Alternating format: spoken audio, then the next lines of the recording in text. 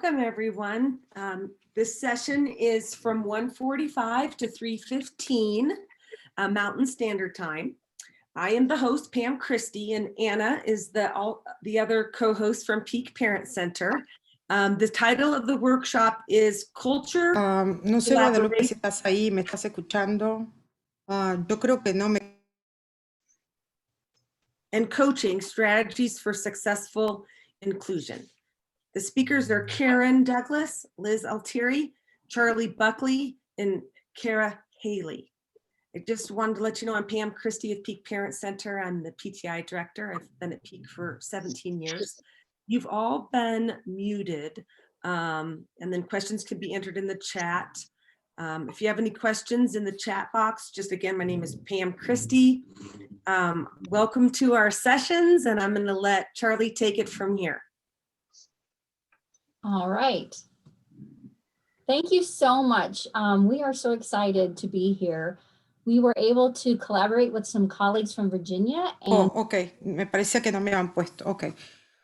Bueno, empezamos. Patricia, we can all hear. Cultura, colaboración y guía. Vamos a poner coaching como guía. So Pam, something so Yeah. that. I think I fixed it. Okay, thanks. Sorry. That's okay.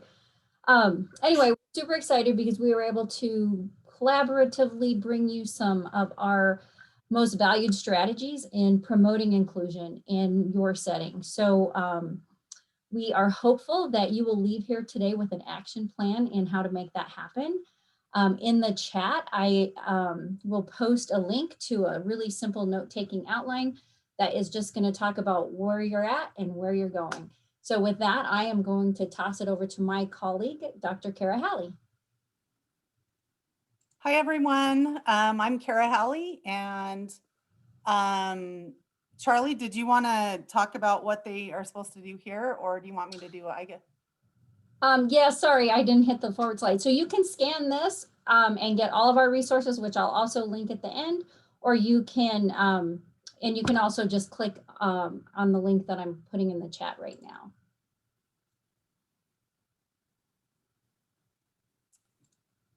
Okay, there you go, Kara. All right. And are you going to share are you sharing the screen, the PowerPoint? I am. I believe everybody can see the PowerPoint, right? It says model school sites. You stopped sharing, Charlie. Oh, sorry about that. That's okay. I'll start talking anyway. So all right, there you we're go. Super excited to have you all here today. And just to give you a little background from mine and Charlie's perspective and our projects that we have been working on. Both of us work as part-time consultants for the Colorado Department of Ed. Yo empezar a hablar, no sé realmente si me estás escuchando, ¿no? And Lo we que tenemos have been involved aquí una in a presentación project con dos that maestras is looking at creating pertenecen model school sites and Departamento de Educación supports de for Colorado students with the most y trabajan significant generalmente support con needs. estudiantes que son los, le llaman Significant Support Needs. And we do that through los a estudiantes que document tienen that was created más in a necesidades collaborative especiales process through higher ed, o necesidades más intensas, digamos. teachers, related service providers, as well as parents and family members and community organizations. And so it's a very holistic document. It's actually in the Google Drive for you to look at. And on the CD website, I've provided the link here to that. Okay. But on the next slide, it just kind of shows the different areas that are in that document. And the cool thing about it is that when schools or teachers really use this document and focus on inclusive education, it all aligns with that. And so when you make changes in one area, often that inclusion piece is one of the most important things. And so today we're really going to share some of those things that we have found to be really important when you're thinking about moving your school forward in the process of inclusive education. And so on the next slide, this just is kind of some of the ways that the quality indicators have been used across Colorado. Of course, at the state level and district level, some districts have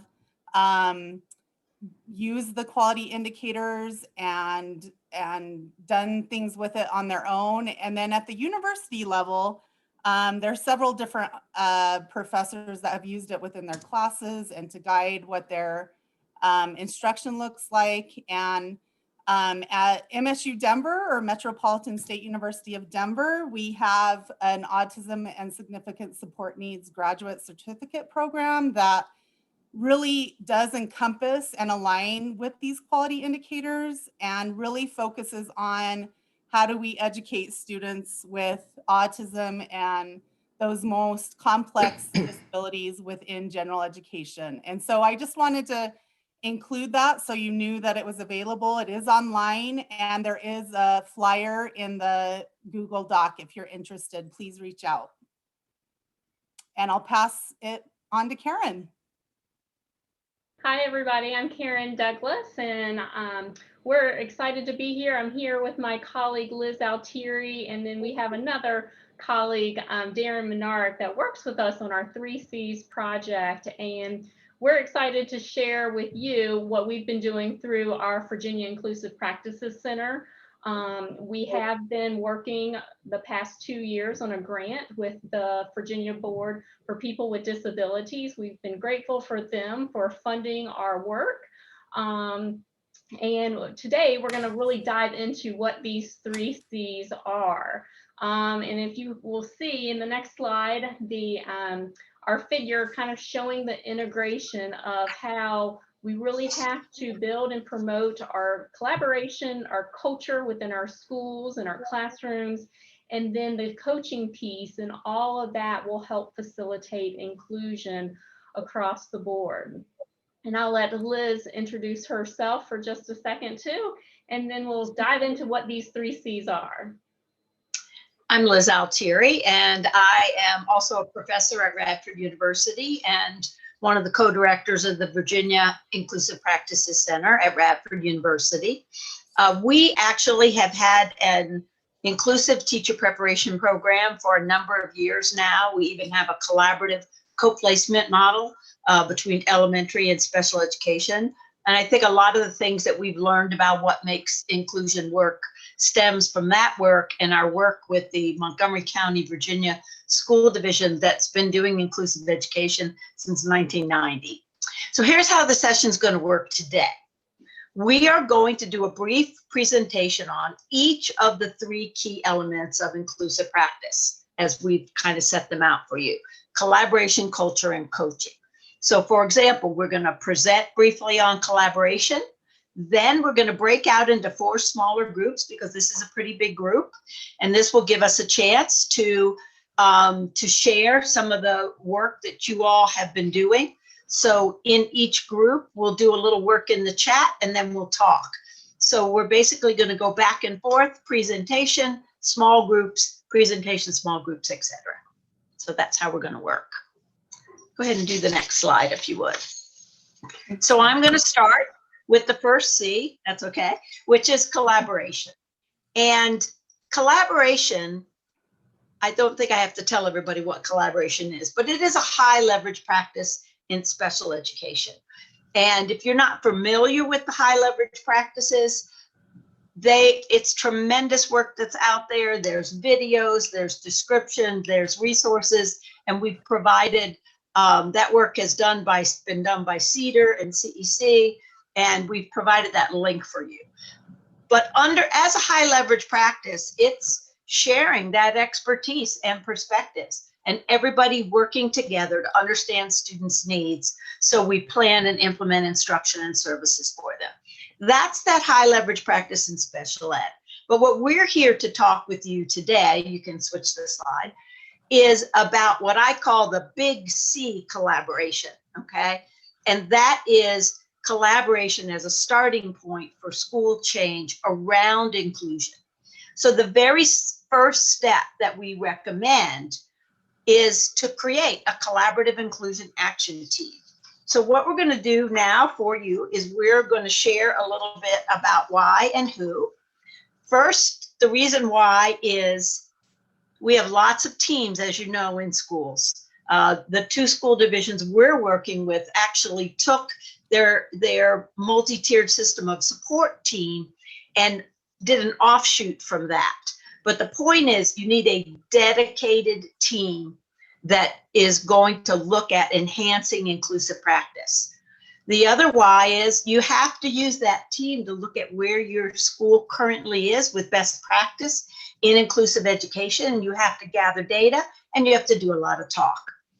The third piece around collaboration is to create an inclusion action plan, an annual plan with at least 3 goals set by your team to move your team closer to best practice. And of course, the big why is to improve outcomes for students with disabilities. So what I'm going to show you now is some examples of some of the structures that we have developed around this way of collaborating within a team to focus on inclusion. So the first one is to put that team together. And as you well know, you've got to find your allies and invite them to be part of the team. The team needs to have administrators, teachers, both special ed and general ed. The teams we're working with often have other people like speech therapist who's an integral member of the school team. It must have parents and family members, students, and others in the school who are really committed to this idea of becoming an inclusive school. The next step is creating an inclusion action plan. And as I said before, you're going to assess where you are, set goals, and then plan together to implement and monitor your progress. And the last big piece is not just to be meeting in secret, but to be communicating with all partners and to have, for example, a regular report within your school faculty meeting or with whatever monthly report goes home to families. You can switch to the next one. So in the idea of assessment, we've given you a lot of things in the folder that we've given you access to, but we want to give you an example of a very simple assessment tool that you can use with your team. And it is literally looking at, are you getting ready for inclusive practice? Are you moving towards fully inclusive practice, or are you fully inclusive? And it's pretty easy to look at the indicators that are here. Under getting ready for inclusive practice, one of the things we've noticed is that people don't really look at their data, or they're not aware of their data. So one of the really important things for you to look at is your school quality profiles. And I have put the link there for Colorado, and I have the link for Virginia as well. But you can look at, how are kids with disabilities succeeding? That's some of your most important data that you need to look at as you're getting ready. So again, a very simple assessment tool. You can go to the next one.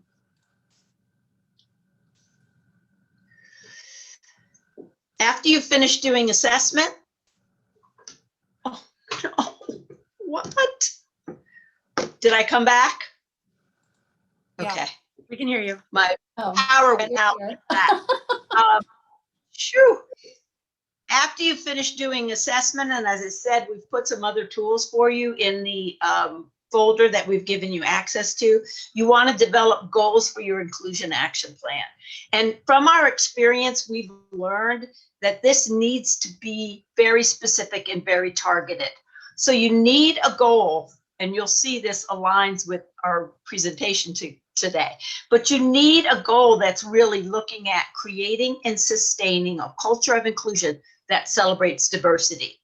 You need a goal that looks at enhancing the work of collaboration between general ed and special ed. This might include co-planning and co-teaching. In today's virtual age, it might also include, how do we co-plan in Google Classroom, for example.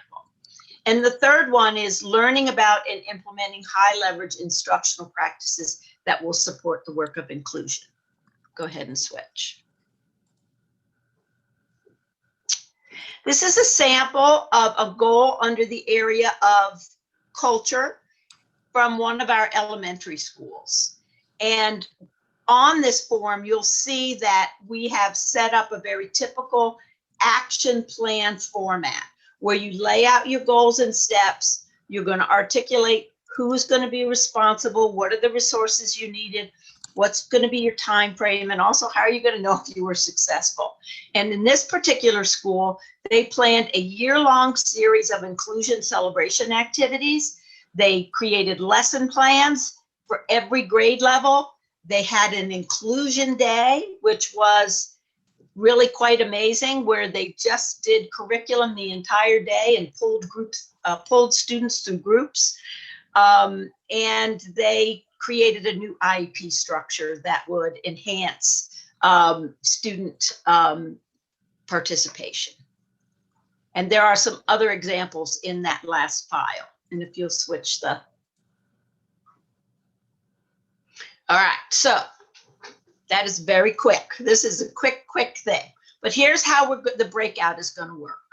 We want you to be thinking about, of the work you've done already, what are your strengths? What are you already doing in your division? Type that in the chat first once you get in your breakout group, and we'll be putting these slides back up. What are your strengths? What are you already doing in your division? And then we're going to be looking at helping you plan your next steps. So we are ready to go to breakout now. All right. So inclusive culture. So here's really a good sort of definition of what inclusive culture is. And when you think about this, you can think about what this looks like in your school or your setting. But inclusive culture really starts with the assumption that all students belong and have potential and can contribute to the life of the school, right? And then we focus on things like the behaviors and the values and the beliefs that are shared that ensure that all students are valued, respected, and included in all aspects of the school life. So on the next slide, I'm going to be talking about really 3 pieces that make up school culture, or really can add to what's going on with your school culture. And as I go through these, I want you to really think about what is going really well for me in my school. And of course, we'll talk about this too. And then what are some things that might be missing? So the first piece is beliefs. So in order to have an inclusive school culture, we have to have a set of beliefs that is going to get us there, right? So we always want to start with presuming competence. And this is the idea that all children can learn, and all children deserve to learn and deserve to be exposed to everything that everyone else is.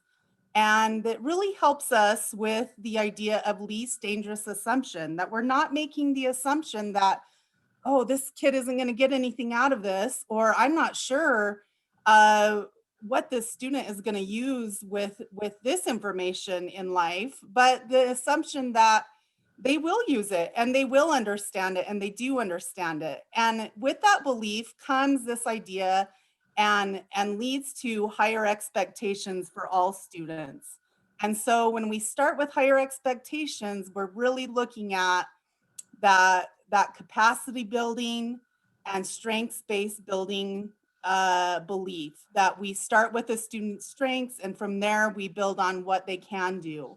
If we really believe that they are competent and they understand what's happening, then we want to use their strengths to help them show us what they know and what they've learned and what they're able to do. And so with that, and if you believe in the competence of our students, then having them be a part of it is a major thing. Having that self-determination piece is so important. Having control over what's happening, giving choices to them during their school day, and helping them be an active member of their educational team by leading their IEP, by participating in person-centered planning. So all of those things really, really lead to that inclusive culture. And I think at the head of that is if you have administrator support. What are their beliefs, and how do they set the tone for that inclusive culture? In our group, when we were talking about collaboration, one parent was talking about how the superintendent, she came from a school district that was fully included and came, and her child, the school wasn't inclusive, but the superintendent sounds like she's going to be supportive of that. And so that, I've never been in a school where the administrator supported inclusion where it didn't happen. I think that administrators have a lot of power there, and with that, offer ongoing training to promote that inclusion. And so when an administrator is supporting that, that training and professional development is taking place. So the next kind of piece to inclusive culture is the way that we talk about students, the way that the language that we use around it. And it really starts, and you can really see if you have an inclusive culture when you look at the mission and the vision of the school. Is that always the case? I've been in a lot of schools where they've had a, inclusive culture that all kids belong here and are included. But then you sort of look at their practices and it's like, well, I'm not really sure there's a sense of belonging for all kids. And so the idea is that if your mission or your vision of your school is inclusive, then everything you do aligns with that mission. What you teach, the activities that you have, the way that you talk about people, and so really creating that sense of belonging for all students. And that really starts with shared responsibility for all students. And so the language around general ed students and special ed students really can create a division between and a separation between students. And so if we think about and we talk about students in the terms of there are students, not your students or my students, and they're student. All these students are general ed students first. There is no division. And so focusing on that language and how we're talking about students and where they belong is a very important piece. Of course, person-centered language really focuses on looking at that person as who they are and how they like to be identified, and what you are saying about them that focuses on them as a person and not them as a walking around disability label. Which kind of leads to the next idea of inherent dignity and who we talk to.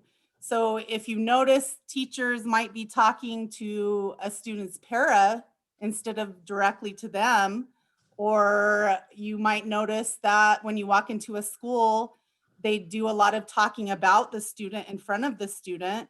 That doesn't really lead to an inclusive culture. So the way we talk about students and when we talk to students and how we talk to students is really the key. So the final piece to inclusive culture is really the environment. And so when you think about inclusive culture, obviously the environment is very important, right? And so we're thinking about is all of the environment accessible to all students? I've been in a lot of schools where it's like, oh yeah, we're accessible. And then we go out to the playground and it's like, oh, I don't think we're gonna get Johnny's wheelchair across that playground because it is not accessible and the equipment is not accessible. Or in high schools, there's a lot of different things that happen on the stage. And guess what? The stage isn't accessible for a student in a wheelchair. And so you have to think about, any place that a student is going to be going, it needs to be accessible for all students. And so, of course, access to general education curriculum in the general ed classroom, that's a key for inclusive culture, as well as access to chronological age materials and activities, and really utilizing that understanding of UDL, or Universal Design for Learning, so that all students are able to be involved and be engaged, and that they're not just visiting members in their general ed classroom. So what does that look like? Well, it might look like they have their name on the desk like everyone else does. It might look like they have their backpack and their coat is in their general ed classroom, because that's where they live and that's where they belong. Their name is up on the birthday wall with everyone else in their general ed classroom. So what is there says, yeah, this student is part of our room. They're not just a visitor here. Of course, opportunities to participate in all school activities and all extracurricular activities. So those include those field trips, those include sports activities or dances or plays or all those things that we all enjoyed, right? That made school fun, that we were able to go to and participate in, and created that community. And so oftentimes, one of my biggest pet peeves when I walk into a school is when I go into the lunchroom and there it is, the special ed table where all the kids with more significant disabilities are seated along with their paras often. And the rest of the school is going about their lunch day, right? Lunch is a critical time when students are able to socialize and be engaged with their peers. And so looking for those opportunities to interact with peers in structured and unstructured times during the day is really critical. And in the folder that we provided, there's a couple of different articles in there about, one's on peer buddy programs, which are more of a structured type setting, program, or then there's other just ways that you as the teacher or you as a para could really help build that bridge between peers with disabilities and those without. And so thinking about where could we have that, because those things really add to the inclusive culture of a school. And I see we might need to put the folder link back in the chat because I think it got lost when we were all kicked out. I'm on it right now. So on the next slide is some other cool things to think about that could really add to your inclusive culture. So how are you going to create an inviting, collaborative, and positive school culture? And there's some things that you can put into place through building awareness and pride and advocacy. So preparing ongoing professional development, providing ongoing professional development and training for schools and families. And if you could go back one, another thing is, I think the other way. Yep. Organizing diversity celebrations or disability awareness or pride events is another really positive thing that you could do in a school. And of course, embedding culture and disability sensitive awareness lessons into every sort of classroom is a really important thing to think about. So being aware of your language and your beliefs and instructions and where and how that instruction is taking place. And this quote by Paula Kluth, we really appreciate it. Cultivating a safe, positive, and robust school culture may be the most difficult piece of creating an inclusive school, but it's also perhaps the most critical piece. And so when you're thinking about the goals that you want to set, those goals for your action plan, thinking about creating an inclusive culture by how are you going to embed beliefs that ensure all students are respected, valued, and included? And how are you going to enhance collaboration between general and special education by using language that promotes a sense of belonging for all students? So it might be coming up with, yeah, we're not going to use yours or mine, right? We're going to use, these are our students. And then maybe learning about and implementing practices that, of course, ensure all students have access to the school environments and opportunities with their peers. And where can you put things in that that might lead that forward or move that forward. And so again, I think we're going to try this one more time. You know what? I think we won't. I think we'll try Okay. one more time, but we'll do it after Karen talks. Does that sound all right? Okay, sounds awesome. But I think what would be great to do right now is to do that waterfall with positives of what's working. What do people see as strengths and inclusive culture in their setting?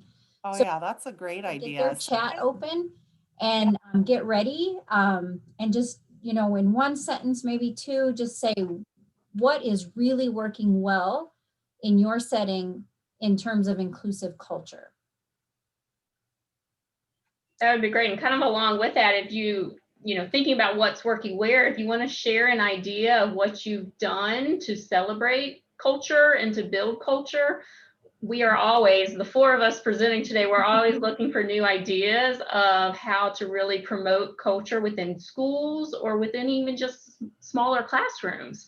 So if you guys want to share those ideas, I know you guys are a little quiet and don't like that chat, but please feel free to share what you do, because we're always looking for new ideas to share with others. So I know you guys are doing great things in your schools and your classrooms. So please take a moment and share those with us. And even in your broader community. So yeah, I see one here. Lisa said kids with special needs are part of the field trips, lunch, recess, with the paras backing off. And that's so important. Having paras back off and be sort of just in the line of sight is a key thing. Because oftentimes what happens is if there is an adult there, think about that, right? Like when you were in middle school and high school, you weren't gonna really talk freely with your friends when there was, you know, An your mom adult. was standing next to you. Yeah, good. So I paras see for everyone. I see people writing. MTSS focusing on inclusion. That's great. our students versus your students. Yep. And I think that it just leads to where the ownership is, right? Collaboration outside the classroom so that the kids are in the class as we are preparing. Yeah. I think it's important not to, when you pull students out of a classroom, you're really making them miss out on really building that inclusive culture within that classroom. The message often is, I don't belong here. I need to leave, or I can't do this. And so it oftentimes creates a sense of, learned helplessness, or even the students who are those quote unquote general ed students that don't have disabilities see the other student as, oh, I think he needs to leave now. And so the message is one of exclusion versus inclusion, and that idea that, this student is competent and this student can participate, and all the other students need to know that as well. There was a teacher who commented, and of course we lose this stuff in the chat, but a teacher who commented about that she was very purposeful about celebrating kids and celebrating their accomplishments and within the classroom. And wouldn't that be great if you could also get all the teachers in the school to do that similar kind of activity? Yeah. One of the things we've seen as a recommended practice is as a school, make a commitment to do away with the straight A honor roll, and instead to think about having achievements like shown the most growth and most helpful, and the kinds of attributes that all kinds of kids can be recognized for, and not just those straight A students. Yeah. So Callie said the administrator wants to learn more. And I think being open to learning more is a positive thing. And she also said that the school has an annual inclusion diversity week, the first week of March. And I think those kinds of activities are a positive thing that really can show we value inclusion and diversity. And hopefully it's spreads throughout more than just March, but I think that's a really good starting point. And several people in the chat have mentioned Shelly Moore's work. And if you got to see her this morning, it was amazing and totally is a great way to share the message because she's such a dynamic speaker. Yeah. Katie is a parent, and she said that she brought in a specialist to present in an in-service and to start with some strategies and get the entire school population in on some things that work with her son. And I think that's a great idea. I think parents coming in and being a part of disability awareness, talking about disability, it just makes it that much more a part of the school. Really and normalizes it. Normalizes it, exactly. I love that idea. All right. Well, thank you guys so much for getting some information in the chat. And when we break out into the breakout rooms, now we have something to launch off of there. So I think we'll move on then, Karen, with coaching. Yeah, with coaching. And I love the one other piece that we haven't talked about was a lot of you mentioned having co-planning time in addition to co-teaching. Oh my goodness, that is one thing to definitely advocate for with your principals, and be creative in the scheduling so you guys can co-plan with your co-teachers. It makes a huge difference. The project Liz and I work on, it was interesting to see data from a school that in fifth grade, the fifth grade teachers had time to co-plan and co-teach, and their scores for their students, all their students with and without disabilities, were very high. And then in third grade, they only had co-teaching. They didn't have time to co-plan. And while the scores were good, they weren't as good as fifth grade. It was really, really interesting data to see that difference. And in the addition of the co-planning really makes a difference. And that can relate to this coaching piece of really getting us where we need to be within our schools and finding ways to be creative. And when we talk about coaching, we're not necessarily talking about a paid position. We're not talking about somebody that knows everything about inclusion. We're talking about somebody that's passionate about inclusion. We're talking about somebody that has good communication skills to where they can share information with others, but they can also listen. They can listen to see what's going on within their schools, with their teachers, with their parents, and then they're willing to advocate for that. So for us, we really want to talk about cognitive coaching. There are many different types of coaching. You may have heard of Charlie, you can go to the next slide. You may have heard of a technical coach or a reform coach or a facilitative coach. But we really kind of base our model off of cognitive coaching, where ultimately what we want is for everybody, not just the coaches, but for everybody within the school and the community to be reflective on their practices related to inclusion. And then utilizing this coach, this person that's passionate about inclusion, to help them locate resources, to help them problem solve when there's an issue or when there's something holding them back from being really successful, kind of like the co-planning piece. And really just advocating for individuals to help them meet their needs. So it's an opportunity to share expertise, but then to also go and find additional resources. So when we think about coaching, what does a great coach look like? You can go on. A great coach really facilitates those connections. The connections between the goals you have, and so that can be going back to your inclusion team. What goals did you guys come up with on your action plan? Or what goals do you have as an individual teacher or as a parent or as an educator within the school?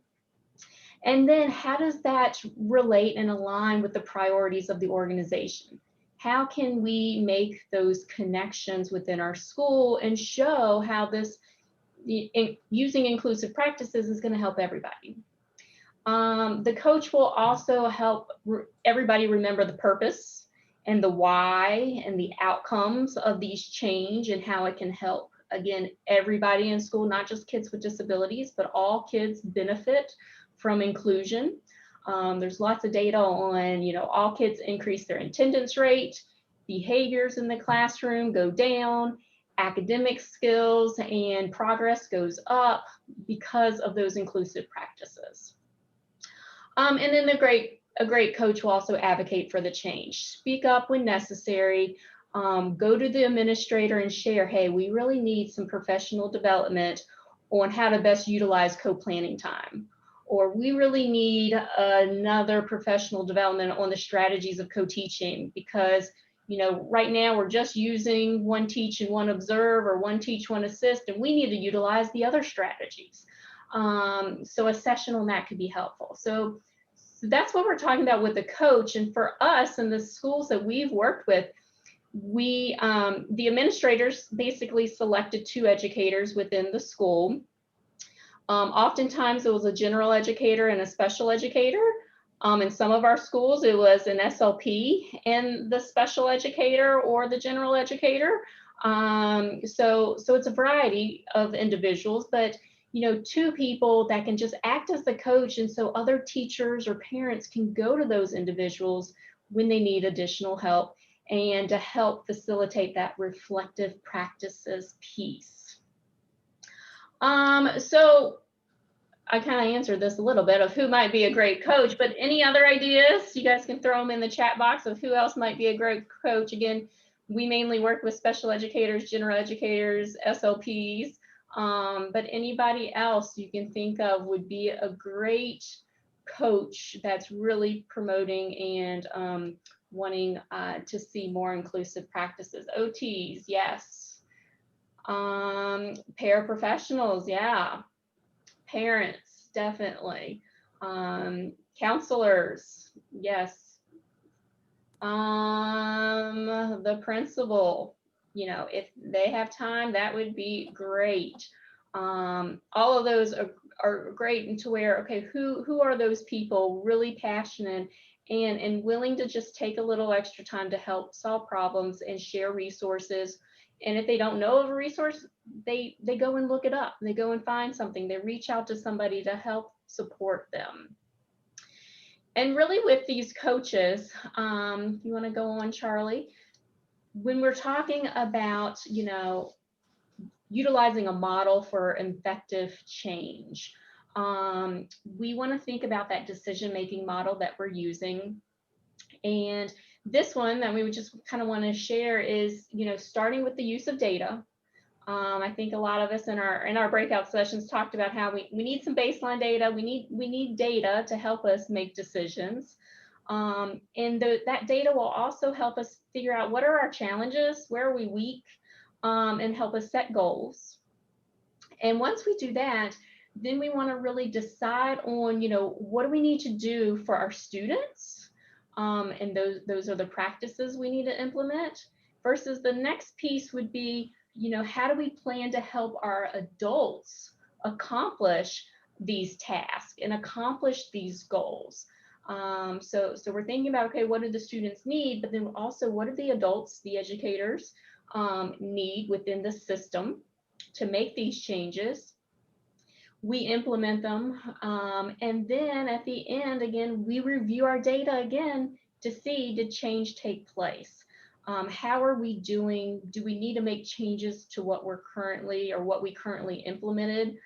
Is it working well? Can we move on? Do we need to kind of take a step back and do something differently? But it's that revolving process of data, students, educators, data, students, educators, to help us make those decisions. The other piece that I want to bring up is what Stephen Katz talks about as intentional interruptions.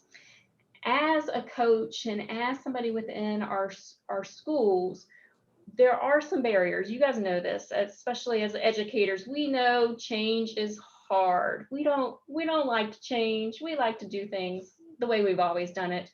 And so sometimes we have these blind spots, and sometimes we just have these internal barriers.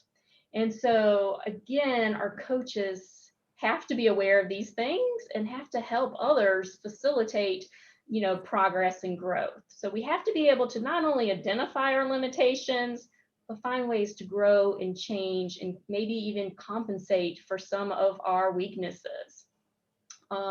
We also need to really embrace new ideas, be open to trying something. That's what I tell my student teachers all the time. Hey, get the parents on board just to try it, or get the gen ed teacher in an inclusive classroom just to try it, to see how it goes, and then say, hey, you know what, if we don't see progress, we'll stop. But, embracing those new ideas is so important, because then that helps facilitate our change. We also want to kind of look at our whole picture and really see what things stand out. Be holistic in the data that we're collecting. Look at the big picture of what's really going on. And then also, oftentimes we think we're social, we think we can, sometimes we're hesitant to take that new action, and we just need to be willing and open, and then just be true. We're not just talking about being nice to other people for the sake of being nice, but be true with them of, hey, how can we improve? Because everything we do within our schools is for the betterment of our students. And so what can we do to continually promote that? And so we as teachers or parents or administrators or related service need to really embrace that opportunity for change. So moving forward as coaches and really diving into inclusive practices, let's talk about how all classrooms need to change in order to support all of the students in there. So this is where we want to make sure that we're pushing in the services for our students with disabilities.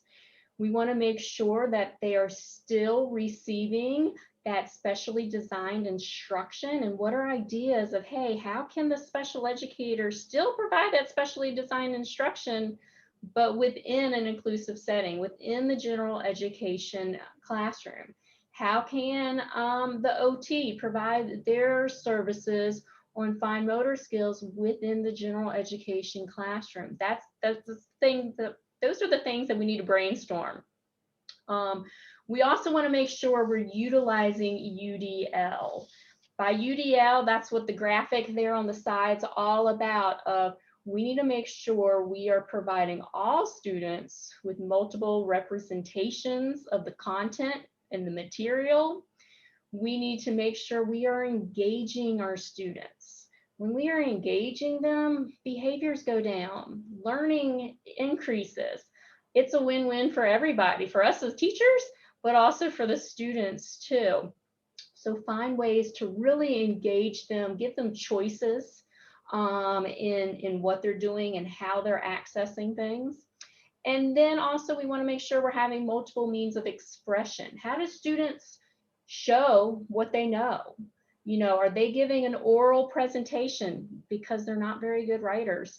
Are they giving, being able to create a video instead of having to do a book report?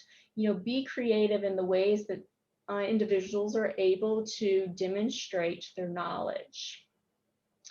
Similarly, we want to think about differentiation of instruction. Carol Ann Tomlinson, really dives into and provides lots of information on differentiation of, again, making sure our content, our process, our product, and our learning environment meets the needs of our individual students.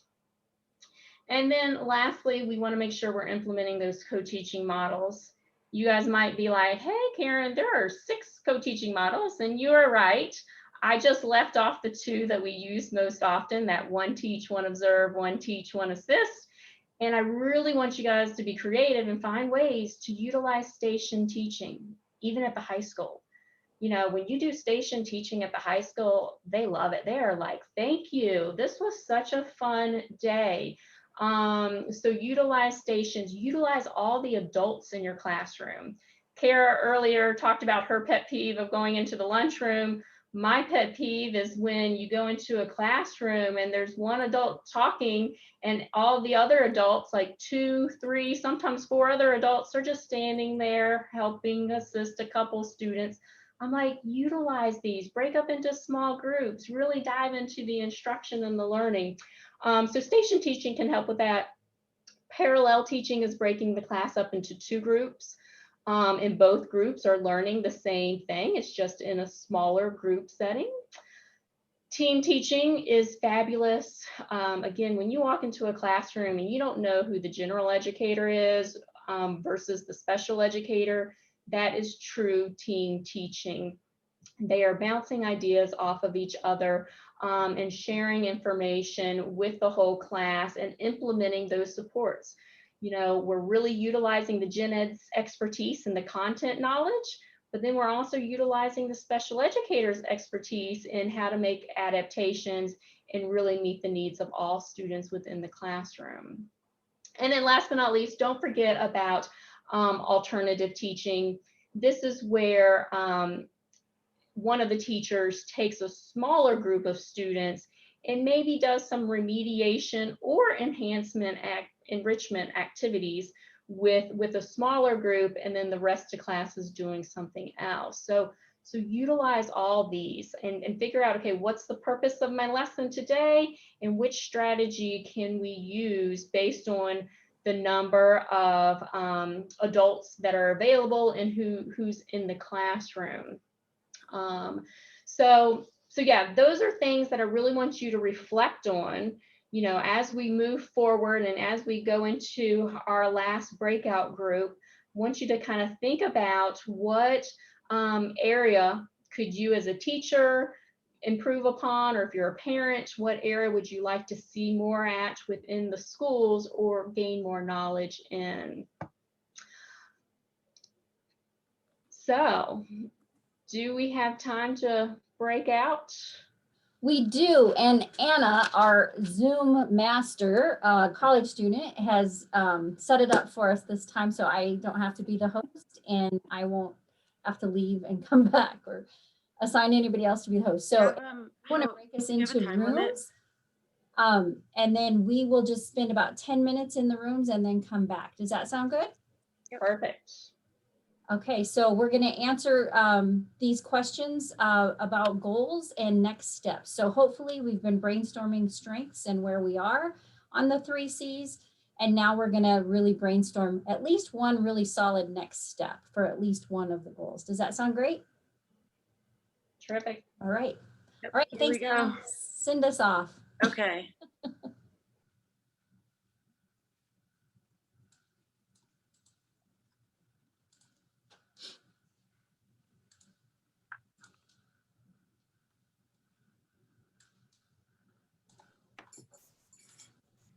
All right, is everybody back? Are the breakout rooms closed? Let me make sure. I'll just go ahead and close all the rooms to make sure. Thanks, Anna. Anna, you Okay. saved the day. Thank you so much. They have, I think they have 60 seconds to leave their rooms, but Okay, that's perfect. okay. I think most people are coming back probably.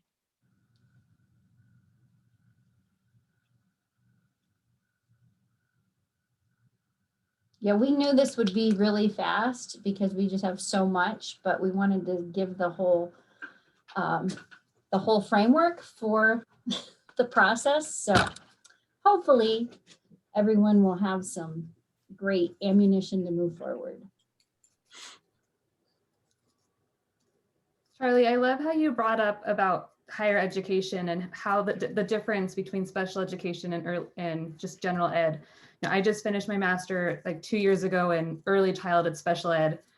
And I was just like, at this age, for this, type of degree, I feel like it all should be early childhood special ed, because there's no reason to really separate children at a preschool level. And Right. preschool teachers need to know how to be able to help support these kids in a regular classroom. And I feel like in order to make change in the higher grades, it needs to start at the beginning. For sure. And we do so many things well in early childhood, right? It's much more UDL-ish because it's all experiential, and we are more inclined to follow a child's lead and capitalize on their strengths and abilities. So I think we can learn a lot from early childhood, and I agree. I think that it's just crazy that it's two separate things. So yeah, we need to just get rid of special education altogether and just have education. But until we do that at higher ed. So we are definitely part of the conversation, and educators are educators, and special ed and gen ed need to definitely have more meaningful collaborations. So definitely special education teachers learn different and more strategies and than gen ed teachers learn. But I don't know how much that has to be two different systems. So, Charlie, I just want to let you know everybody's back. oh, thanks. All Yeah. right. Thank you, Karen, because Amanda and I were just having a nice little chat about early No, childhood. I love it. Sounds great. You are definitely right about early childhood. So I Yeah, just that wanted is to let you know that we're we're all here discovering. now. Thank you, Karen. All right. So we know we covered a ton of information in a short amount of time, and we brought perspectives from Virginia and Colorado. And when we all met, we all said, yep, we all have the same message. And so how can we really just chunk it to make inclusion happen? Because it's still not happening at the rate it needs to happen when we know it works. So hopefully we've provided at least a jumping off point for tomorrow. So when you go back, you can say, here's what I want to do next. And we love the 3 C's and kind of saying, I need to do something in all of these areas. We have our emails on the slide. The slide is in Dropbox, and then in the chat, we have another Google Drive that is also in the scan that Liz showed you, but it's also on this PowerPoint, like I said, that's in the Dropbox. And I just put the link to the Google Drive in the Google folder in the chat that has a ton of resources to help you move forward in all 3 of those areas. So with that, I'm going to stop talking and let Liz, Karen, and Kara have any concluding comments. I'll go. I just wanted to say that the people I had the chance to talk to all set some goals for themselves, and I think that's the most important thing. We encourage you, though, to not go it alone. Maybe you don't get a full-fledged team, but at least get yourself a group of people at your school committed to inclusion, and you can start working together. And I think the more you talk about it, the more you find those people that are allies for you. And I think if you're doing it by yourself, oftentimes you feel isolated and it feels like you're sort of working in a silo. But if you can find those colleagues that have the same passion and have the same belief system as you and want to move it forward, and those can even be parents. I've had great experience where parents have taken the lead on pushing inclusion forward in their school. And I think as a parent, oftentimes you have more power being outside of the school system, that you can go in and you can say, look, this is what I want for my kid. And the school's going to need to figure out how to do it, because I'm not going to accept less than that. So I think, making it a priority and talking about it and getting your allies gathered is the best way to start.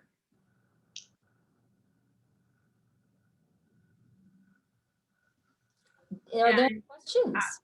Oh, Karen, go ahead. I'm sorry. I was just going to say, utilize and collect some data, see what's going on in your school, but in order to share with others, utilize the teacher assessment, the culture assessment that we have, utilize those with your school to see where they're at, to see how they're feeling, and to see where to go.